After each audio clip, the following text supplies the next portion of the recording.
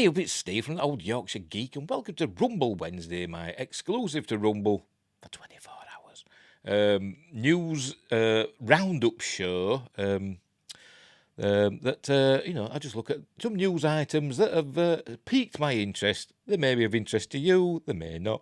They may end up being a load of nonsense. But let's hit the intro and then we'll get on with it.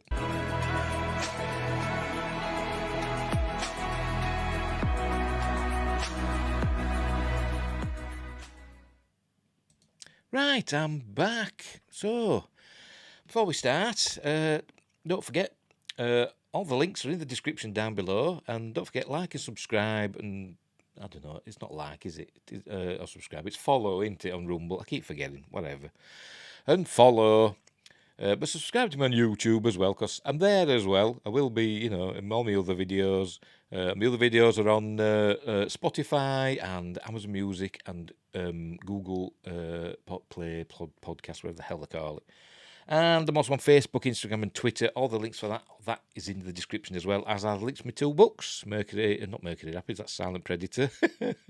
Short horror novella. That one's Mercury Rapids. Light-hearted sci-fi action adventure on Amazon, Kindle, paperback, bit of fun, all that stuff. Right. By the way, if you are subscribed and you find out, just check, and you may find out that you've become unsubscribed, because I found that out yesterday. I've got another channel on YouTube. It's like my regular channel that I don't really upload videos to very often.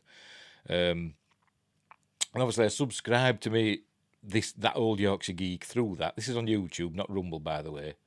So the YouTube viewers will see this tomorrow, in the future, or the past. I don't know how to work it out. But anyway, what was I saying? And I found out that YouTube had unsubscribed me. So I noticed my unsubscribe account had gone down a little bit. So just check and resubscribe if you have to. That would be greatly appreciated. Right, let's get on with the news. Right, off we go. Right. Here we go. By the way, I know we're not live. I'm not live. But I'm recording this as live. So unless like some natural disaster happens, you're going to get this warts and all. So here we go. So first up, hang on, can we read that writing? Let's have a look. No, we can't. Right, so I'll move that over a bit. There we go.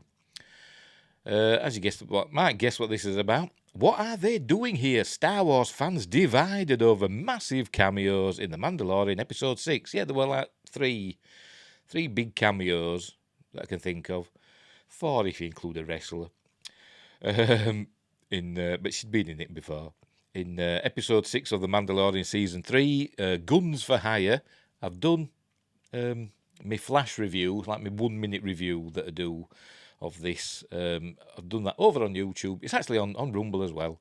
So check that out. I quite enjoyed it, to be honest. I gave it an 8 out of 10. I thought it was fine. Right, The Mandalorian Season 3 Episode 6 features unexpected celebrity cameos, but this time the fans seem to be divided over whether they worked. Not really. Instead, they were throwaway, I suppose. Star Wars fans are divided over the massive cameos in The Mandalorian Season 3, Episode 6. The last few years have seen Lucasfilm focus on expanding the Star Wars franchise on the small screen, with an ever-expanding range of Disney Plus TV shows, spearheaded by The Mandalorian. The franchise has always been known for its cameos, and the best approach is to ensure these don't dominate. Sometimes the cameos are so subtle viewers can be forgiven for missing them. Daniel Craig played a stormtrooper in Star Wars The Force Awakens, for example. Yes, he did. The one that, what's her name? Rey used the mind powers on Starkiller Base. Anyway, The Mandalorian Season 3, Episode 6 featured rather more overt cameos by Jack Black and Lizzo, who appeared in several key scenes as the quixotic rulers of Plaza 15.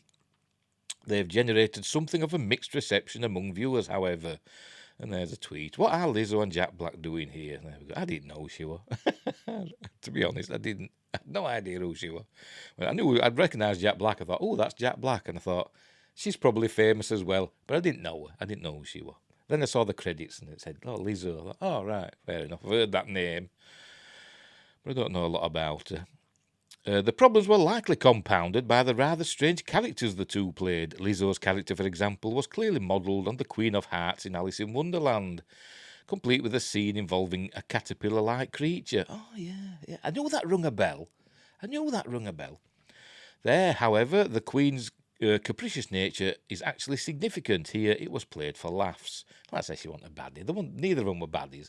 They were like the population on Plaisir 15. Plaisir, obviously, taken from the French plaisir, which means, to please.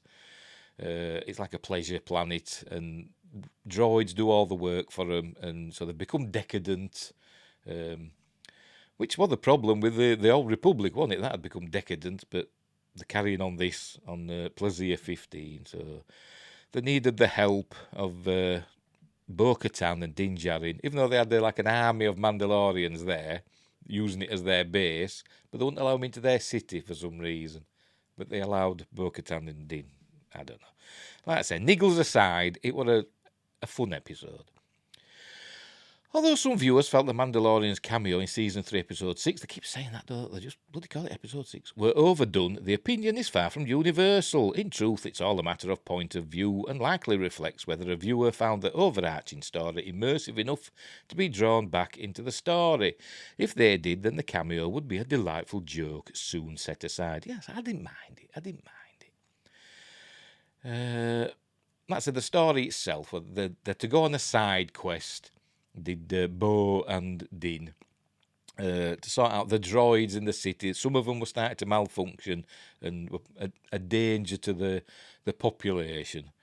So that to go in and sort them out. And there were obviously references to the, the Boston Dynamics robot dogs. You see them kicking them about and they can stay upright and all that. They did a scene that were like that, where Din were kicking battle droids. They were using battle droids for heavy labour and moving stuff about, and they were reprogrammed, obviously.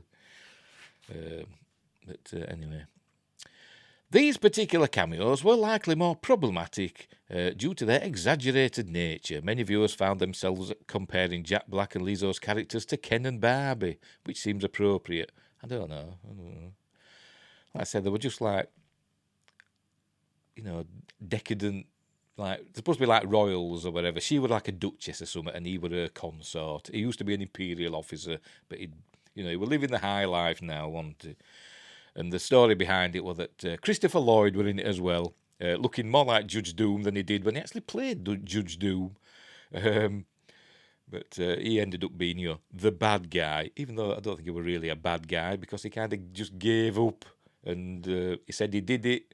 It was like Scooby-Doo ending. He did it because he didn't like Jack Black's character, and he would have gotten away with it too if it weren't for those pesky Mandalorians. Anyway, spoilers, by the way.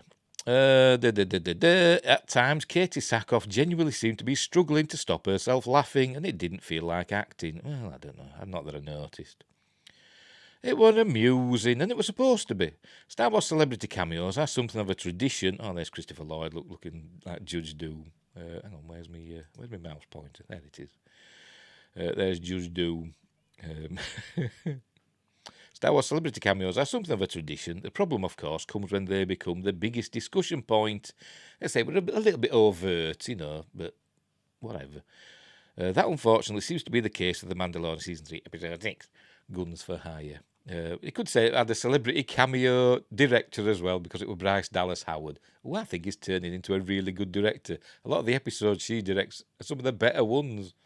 She's really talented, in my opinion, and and I've got to admit, I kind of have a soft spot for her. I think she's kind of hot. I'm sorry, I do. I didn't used to, but for some reason, as I've got older, I kind of like it. Anyway, but that's that. So there you go. What did you think of Jack Black and Lizzo and Christopher Lloyd's cameos? There were also Mercedes Vanado, who you may know as Sasha Banks. She were back in it again as her Mandalorian character. Can't remember her name. But she was just there. Did she have a line? I can't remember if she even spoke, but she was there. So there was that as well. And there were some Ugnaughts as well. We saw some Ugnaughts. And one of them, his voice sounded very Warwick Davisy, but I don't know if it was him. I don't think he was in the credits. Maybe it'll pop up on IMDb as an uncredited, I don't know. But it might not have been him, but there were some Ugnaughts as well.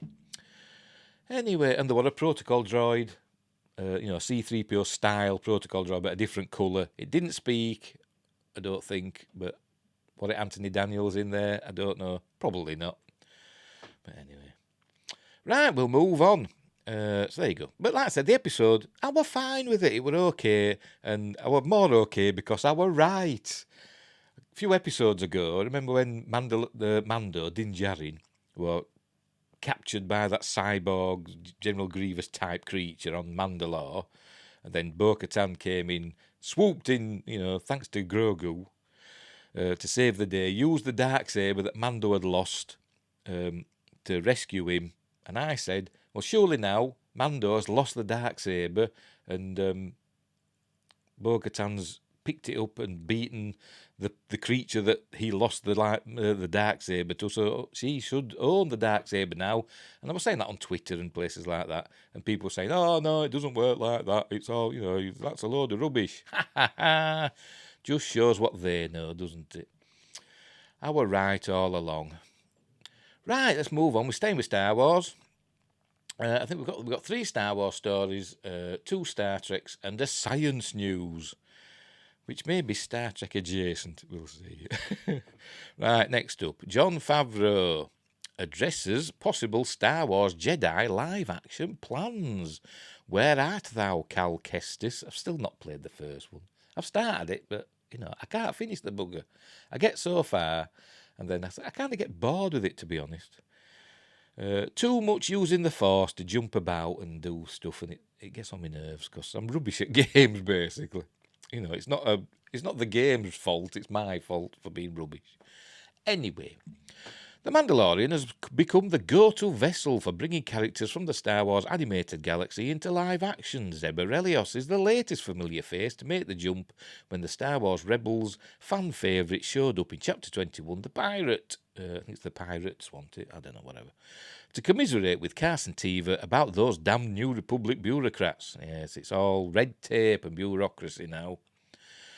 With all these Rebels and Clone Wars characters and several more to come on the upcoming Ahsoka series getting the live-action treatment, one can't help but wonder when we might start seeing some folks from another popular Star Wars entity, the Jedi video game series. So obviously they're talking about Cal Kestis, but what about they're from... Oh, I forgot the name of it now. The Battlefront 2 game. I forgot her name. Is it Janina? You know what I mean? That played the main character in that. Is she going to appear? Probably not. Anyway, set 5 years after the events of Revenge of the Sith, Star Wars Jedi Fallen Order took the gaming world by storm when it was released in 2019. The third-person action-adventure game told the story of Cal Kestis, yet another Jedi Padawan who escaped the not incredibly thorough purge of Order 66. Over the course of the game, there's a big galaxy and there's a lot of Jedi, isn't there? Some of them are bound to slip through the cracks. Over the course of the game, Cal meets up with the crew of the Mantis while battling fearsome Inquisitors along the way. The highly anticipated sequel, Star Wars Jedi Survivor, does that mean he was a Jedi? Is scheduled to be released on April 28th and follows the publication of a tie book. I mean tie-in book. It's not a tie book as in like a TIE fighter. Not my impression of a TIE fighter. Of a TIE fighter book. I know. Star Wars Jedi Battle Scars. And there's Cal Kestis. I can't remember the name of the actor who plays him, but it looks like him. He played, the Joker, who wasn't the Joker, in that Gotham TV series. Him, isn't it? I can't remember his name. Anyway, with such a popular and highly regarded corner of the Star Wars galaxy waiting to be explored on TV, could the brain trust behind the live-action shows, Jon Favreau and Dave Filoni's getting more and more involved, isn't it? It's more seems to be becoming the Dave Filoni show than the Jon Favreau show, to me anyway. Anyway, see adapting Cal and the Mantis crew to a series format. We asked them on EW's Star Wars podcast, Dagobah Dispatch. Well, we did have our little robot in there, notes Favreau. He's referring to the BD unit that appeared at Pelimoto's hangar on Tatooine during an episode of the Book of Boba Fett. By the way, Pelimoto, I can't remember the name of the actress. She's super famous, isn't she? Like a comedy actress. She looks bloody awful, doesn't she, as Peli Motto? She's not attractive in the slightest. But yet you see her without, not playing Peli Motto, and she's a proper stunner, in my opinion. Anyway. Right, where were we? During an episode of the Book of Boba Fett. Well, that's not the same droid as Cal Kestis' companion BD-1 from Star Wars Jedi. It was a clear nod to the one featured in the game. As for whether Cal or any other characters could be making their way to live action, Favreau will only discuss the possibility in general terms. We really appreciate all the good Star Wars stories that are being told across multimedia, says the Mandalorian creator. I think one of the things I'm most proud of about what we're able to accomplish with this show is to pull in different sets of characters and storylines, and each generation and each group connects with a different aspect of Star Wars. For Favreau, that extends to callbacks from his youth. I love that we are able to incorporate things that I remember from when I was 10, things that feel like deep cuts and Easter eggs. I think it's about my age, by the way, going by that. Like the rifle that he uses was from the holiday special. Or the Camtono, which was the ice cream maker from Wilro Hood, which we saw in Empire Strikes Back on Cloud City. Ah, yes, the rifle and the Camtono. The rifle in question is an Ambient sniper rifle used by Din Djarin during the Book of Boba Fett. That was also seen in the animated introduction of Boba Fett on the infamous 1978 Star Wars Holiday Special, the franchise's first ever foray into television, and it's amazing. It is. And the Camtono, in a jokey way. And the Camtono was a replica of the so-called ice cream making device that an extra, later named Wilro Hood, toted around as his most prized possession in the Cloud City evacuation scene from The Empire Strikes Back. But Favreau says the franchise cross-pollination won't end there. Oh, I've finished my coffee. Bloody hell. We have prequel sequels, the Clone Wars, and even expanded universe aspects that we could all pull into our show, so that there's something for everybody, no matter what you connect with. With Star Wars, there is a place where all the Star Wars fans are welcome, and hopefully they're enjoying the show. It's no surprise that Favreau won't spill secrets, but when you consider that he's already brought over a droid inspired by the Star Wars Jedi game, paid tribute to the holiday special, and sought to remind us of that random dude and his ice cream maker, a live-action Cal Kestis sighting is certainly possible. Oh, here we go. We also asked Cameron Monaghan, the actor, who plays the character in the video game series, whether he would want to reprise Cal in live-action form. I love this character, Monaghan told... Is it Monaghan or Monaghan? And Monaghan. Told EW. They're starting to explore him through other mediums. We have a novel coming up. It's been really amazing doing it within the video game space, because I think games are vastly underexplored and underutilised. But they're also, video games are the largest single entertainment entity on the planet. But anyway, and they're only getting their due in this moment. People are looking at games and seeing they're incredible and moving and significant. So my priority right now is to make sure we have a satisfying arc within the games. What happens or where Star Wars wants to go from there is anybody's guess. But I can say I love Cal, and it's been a joy finding him over the past few years. So we'll see. Hopefully we will. We will. We will. To hear our full interview with Jon Favreau and Dave Filoni, along with the cast of The Mandalorian, blah, blah, go there, follow that link there. Can you see it? There we go. That link there. Follow that link there. It's in the description. Well, the link for this is in the description. All that stuff. There's also a video there, but I haven't played it. That might contain the section that we're talking about as well. I don't know, but let's move on. But yeah, it'd be interesting to see somebody from the games. I mean... we all want Cal Katarn, don't we? Get Cal Katarn in. That's what we want. Anyway, right, sticking with Star Wars. Donald Glover reveals we're talking about it when it comes to playing Lando Calrissian again. And there he is in Solo, a Star Wars story. With Star Wars Celebration set to open the hangar doors. Thank God they've spelt hangar right. I'm fed up of seeing people spell it with an E. Open the hangar doors at a spaceport somewhere in London this weekend. We're starting to get some galaxy far, far away gossip. I can't have a drinking game because it's empty. Galaxy Far Far Away gossip filtering through, and few tidbits will be as exciting as the news that Donald Glover is still keen to return to the role of Lando Calrissian. This isn't the first time the possibility of Glover returning to the role has coincided with Star Wars Celebration. It was only last year that Kathleen Kennedy revealed that they were still talking about a solo Star Wars story spin-off for the Atlanta actor.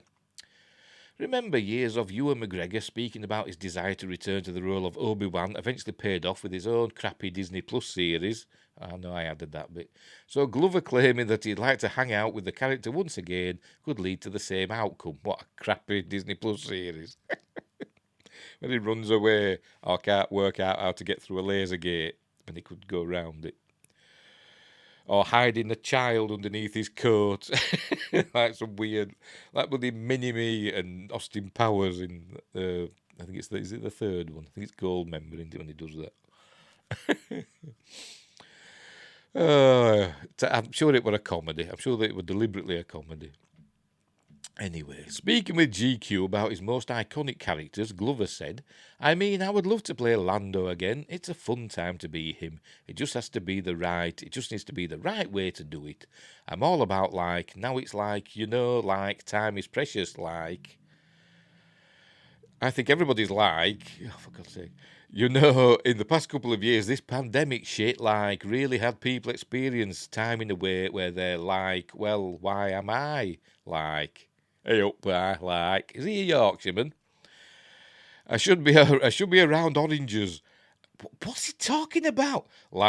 And people, people kind of realise, their time is valuable. I'm going to do it in a proper broad Yorkshire accent, because Donald Glover's obviously, it must be related to Brian Glover, that famous Yorkshire actor who was in Alien 3 and the Miracle Wheel in London. Oh, for God's sake. I'm not interested in doing anything that's just going to be a waste of time, a waste of my time, or just a paycheck. I'd much rather spend time with people that I enjoy. So it just has to be the right thing, which I think it could be. I mean, Lando is definitely somebody I'd like to hang out with, So yeah, I mean, we're talking about it. That's as much as I can say, without Kathleen Kennedy, hunting me down. Oh dear. Despite underperforming with $392 million at the worldwide box office in 2018, it lost money. That's, underperforming is a gross under-exaggeration. Solo A Star Wars Story has formed a passionate following since its release, with many singling out the performance of Donald Glover as the cape-wearing Lando Calrissian as a key reason for this. The duplicitous smuggler was a role originally made famous by Billy D. Williams, who first appeared in 1980's The Empire Strikes Back, before returning for 2019 Star Wars The Rise of Skywalker. Let us know whether you would like to see Donald play like Lando again, and there he is. They could call the series that, couldn't they? Call it Lando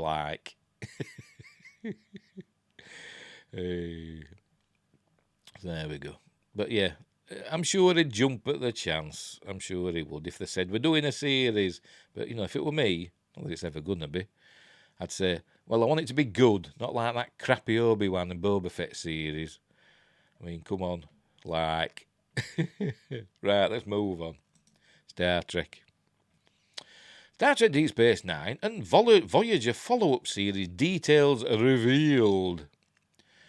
So here we go. While nothing has been announced yet, showrunner Terry Matalas would like to create a show inspired by Star Trek Deep Space Nine and Voyager in a new series he'd call Star Trek Legacy. And there's the cast of Deep Space Nine. It's been pushing this quite a lot recently, so hopefully it'll push the right buttons and it'll happen. But I suspect Alex Kurtzman won't be having any of it. I think he's a little bit jealous. But anyway, we'll see. There's a lot of hopefully it'll be overruled by, the Paramount suits. Anyway, there's a lot of movement currently happening in the world of Star Trek, and as Star Trek Picard is approaching its series finale on April 21st, 2023, fans of the series are wondering what's next. After all, Picard has been a perfect continuation of the 90 Picard Season 3, of the 90s Star Trek vibe we all know and love, and showrunner Terry Matalas has stated that he would love to continue this form of storytelling by potentially revisiting two 90s Star Trek staples, Deep Space Nine and Voyager, both of which he worked on, and Enterprise as well. In a new series he'd like to call Star Trek Legacy, there. Though there are plans to renew Lower Decks and Strange New Worlds, nothing is set in stone for this new series. But Matalas, by the way, Prodigy as well, don't forget. But Matalas would certainly love to develop a series, according to Den of Geek. While Matalas has been vocal on social media and at GalaxyCon, he is admittedly not working on anything at the moment, but his intentions are pure in getting die-hard fans fired up to speak their minds for a Star Trek series that revisits the plots and characters of the Next Generation, Deep Space Nine and Voyager, both of which had their heyday in the 90s. Matalas suggested that power lies in the hands of the fans in the form of letter campaigns and expressing their desire to see these series return in the form of Star Trek Legacy. Really, you've got to go onto Twitter and do hashtag Star Trek Legacy and hashtag Terry Trek. Ooh, that then. And there's certainly room for another Star Trek series that occupies Deep Space Nine and Voyager territory, considering that Discovery will see its fifth and final season sometime in 2024. But don't forget, there's a crappy Star Trek Starfleet Academy set in the same timeline as Discovery. That's on its way, isn't it? That's been in the works for a while, apparently. So, anyway, and there's rumours there's going to be a Section 31 mini-series coming, but we'll see what happens with that as well. At GalaxyCon, Matalas asked a panel of enthusiastic fans what they thought about further exploring the Klingon Empire and seeing what the Doctor's up to these days, and of course they are curious to say the least. Though DS9 and Voyager both wrapped up perfectly in their finales, Picard's highly successful 3-season run has showed, well, the last season's successful. The first 2 seasons were awful, weren't they? Mostly. Picard's highly successful 3-season run has showed us all that there is certainly something special about revisiting this era of Star Trek storytelling. And there's a couple of Hirogen who started off as these like massive, wrestler type creatures that, towered over the Voyager crew and were like a force to be reckoned with, to like just these, aliens who did take over Voyager at one point, but then kind of got, that they used to do in Star Trek a lot. I mean, we've gone about classic Star Trek and Bermudian Star Trek being this perfect example, but, it wasn't, was it? It did have its problems at times, and one of its main problems were basically undermining its bad characters and turning them wishy-washy. It even did it with Species 8472, didn't it? Anyway. This begs the question, how can Star Trek piggyback off the storytelling of Deep Space Nine and Voyager if both series had what I consider to be satisfying endings? I wouldn't say that. They had good endings, but satisfying, I don't know. Matalas has stated, because they kind of ended on cliffhangers, didn't they? Deep Space Nine ended with Cisco going to be with the Prophets. So what happened to him? Voyager ended. Yeah, they got home, did Voyager, but what happened after that? I mean, we found out. Janeway became an admiral. Seven ran off to join the Fenris Rangers for some reason, and Chakotay became captain of the Protostar and ended up getting trapped in the future, which hasn't been resolved yet in Prodigy. Anyway, Matalas has stated that he would love to revisit Ro Laren's story that started in the 5th season of the Next Generation. We've done there, haven't we, though? And continued throughout Deep Space Nine. Hey, what are you talking about? She wasn't in Deep Space Nine. What? She wasn't even in... she was supposed to be. The Major Kira, who became Colonel Kira, character was supposed to be Ro Laren, but, it wasn't. Anyway, it's safe to say that Ro's surprise cameo in Picard has opened a lot of doors for a potential new series. Well, no, because she died. Considering she left Picard her Bajoran earring, which contained files on her entire investigation of the changelings who have compromised Starfleet with their infiltration. Yeah, they could do like a flashback series showing what she got up to in Starfleet intelligence, I suppose. But they can't do it in, carrying on, because she's dead. She blew herself, well, didn't blow herself up, she got blown up. Spoilers. As of now, we're in the stages of wishful thinking, however, though Terry Matalas seems quite enthusiastic about expanding the Star Trek universe from where we left off in Deep Space Nine, Voyager, and the soon-to-be concluded Picard. There's nothing definitively stating that we'll see Legacy anytime soon. What we do know is that if given the opportunity, Matalas would love to develop such a series and bring back the stories and characters that made all of the Star Trek properties from the 90s so iconic. Oh, there we go, that's it.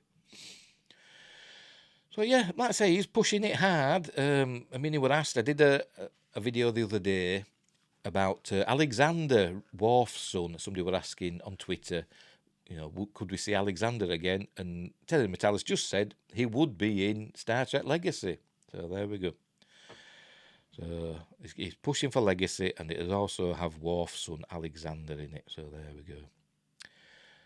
So I hope he's successful. We need to keep hashtagging Star Trek Legacy and hashtag Terry Trek and hashtag Fire Kurtzman on Twitter. Sticking with Picard. Picard Season 3 won't reuse this Star Trek ending because of the MCU. I've not read this article, so I don't know what's going to happen here. Star Trek Picard Season 3 showrunner Terry Matalas revealed that the sci-fi series won't reuse one specific Star Trek ending because of Avengers Endgame. By the way, there was a Twitter thing yesterday where somebody asked about how it would end, and they were saying, somebody was saying that the last episode or something is described as, the title of it is something like the final generation or the last generation. I think it's the last generation. And somebody asked, does that mean, what we think it means? Does it mean the last as in, they're all going to die? Or does it mean the last just, the last for now, the latest? And Terry Matalas replied, it means the final generation. So I replied with, what, you mean like some sort of Blake Seven style ending? If you don't know that, everybody died. So I don't know, we'll see. I can't see everybody dying. I can't see that. He never replied to me, by the way. Anyway, when it comes to Star Trek Picard Season 3, showrunner Terry Matalas is truly getting the band back together, with several Star Trek The Next Generation cast members reuniting on screen for the first time in a number of years. When it was first announced that Season 3 of the Star Trek series would involve the Next Generation, TNG, crew reuniting, Matalas explained how he was committed to giving the gang a proper send-off, not unlike that of the cast of Star Trek the original series, TOS. As we know, the TOS crew paid tribute in their own way in the science fiction movie Star Trek VI: The Undiscovered Country. They did. That's how they ended it. They did a sign-off, didn't they, with autographs. Speaking during a panel appearance at GalaxyCon, Matalas explained how the Picard Season 3 ending can be compared to that of the Star Trek movie. So we're going to get autographs at the end, like in Star Trek 6. Because the series began like in Star Trek 2, didn't it? With in the 25th century. In Star Trek 2, it started within the 23rd century. But not for the UK version for some reason.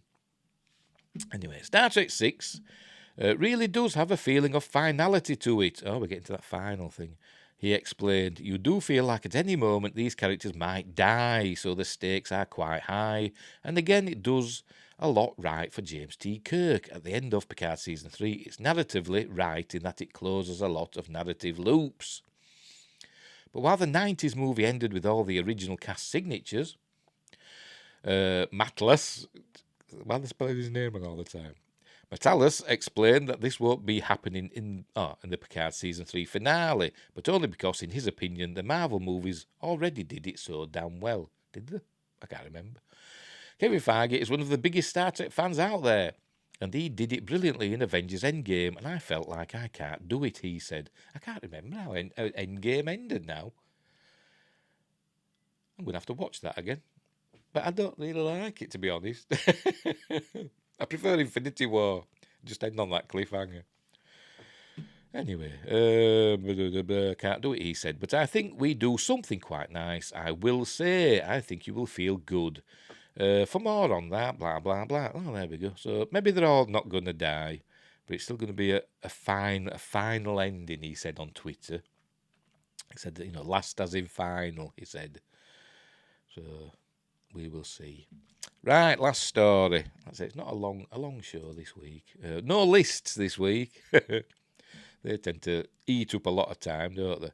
Here we go. Science. Engineers create 3D printed cheesecake that could become the food of the future. That's fine by me. I love cheesecake. But would you eat it? Scientists at Columbia University have created the first 3D printed cheesecake in 30 minutes. Sci-fi films from the 1950s promised us that by the dizzying year 2023, we would all be eating our foods in pill form or chowing down on dehydrated pizza like in Back to the Future 2. Sadly, our foods, speaking of which, I've got some pizza in the microwave. I'm starving as well. Sadly, our foods and the way we prepare them haven't changed drastically until now. Incredibly, I don't know. I mean, air fryers are taking off, aren't they now? I've got 2. They're cool. I love my air fryer. And my steamer.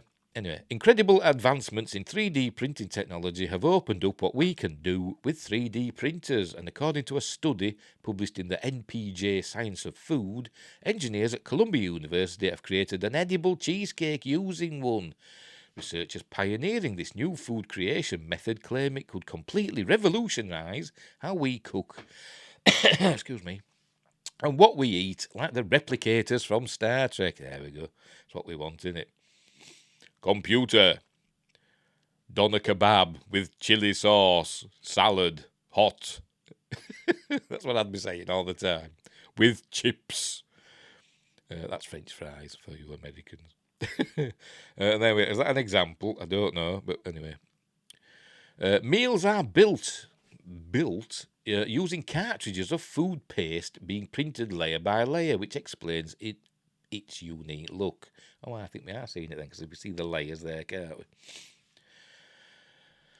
The team tested various cheesecake designs by using what they appetisingly call edible food inks, which are made up of 7 different ingredients: graham cracker, peanut butter, banana puree, strawberry jam, cherry drizzle, frosting, and Nutella. Right. The experiment they found using graham cracker like digestive biscuits, what we have in the UK. We call them digestive biscuits. That's the base for the cheesecake. Is that what you Americans call a graham cracker? I don't know. Anyway, the experiment they found using crackers as the foundational ingredient for each layer of the cake helped it remain stable and not collapse into a pile of goo. Yum. With this being the early days of this exciting technology, it is limited to what it could produce, but the researchers say these food-based 3D printers...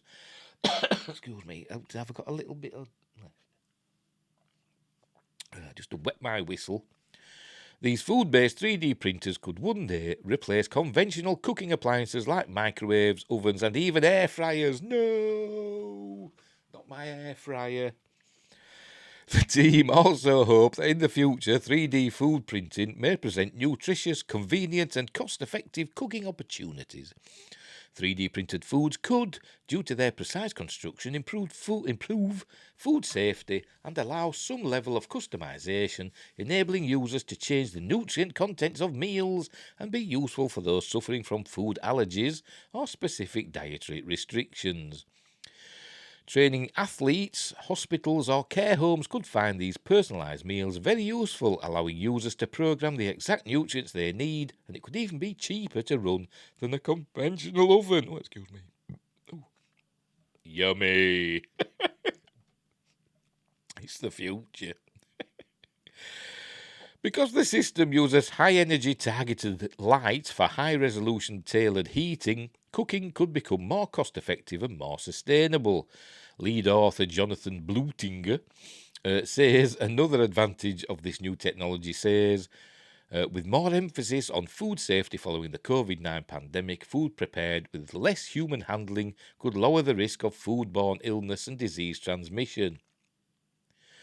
This seems like a win-win concept for all of us. Even NASA has explored the printing of food for space travel, and any advancements could well make it into the next manned space flight. Speaking of which, there's talk that Elon Musk's Starship, super heavy booster and Starship, is going to launch on the 10th of April, not long now. So keep watching YouTube and SpaceX and all that for more on that. Anyway, where were we? The team also highlighted this technology's ability to help produce products such as plant-based meals, algae, and low-cost unconventional proteins to consumers. Low-cost unconventional proteins. They're talking about insects. I bet you they are. They're talking about bugs. Because they're all wanting us to eat bugs, aren't they, at the moment, which are full of protein. They also know that it could have a positive environmental impact, with these ingredients able to have an extended shelf life and create less food waste, as users would only be printing the ingredients they need. The food may not be any healthier than the processed foods currently available, so you won't want to replace your ready meals or McDonald's just yet, but there are hopes for improvement in the future. The team didn't stop at the dessert aisle. Desert aisle? I mean dessert. Don't tell you. Dessert aisle either. They also experimented with meats and other meals. Not every experiment was successful. Yummy. We're still going on. While an interesting idea, the technology obviously still has a way to go, as it doesn't exactly look appetising, but it might taste fantastic. You never know until you try. Would you eat 3D printed cheesecake or any other 3D printed food? Yeah, of course I would. I'll eat oatmeal. I'll even eat sprouts. I wouldn't used to, but I do now. What's that? Go away, that. Oh, never mind. So there you go. Replicators are on the way, which is what it boils down to, isn't it? What's coming. Cool. Right, that's it for the news for this week. We will leave it there. Right, so thanks for watching, wherever you are. Look after each other, and until next time, hang on, I've got to get ready. Until next time, I'll see thee.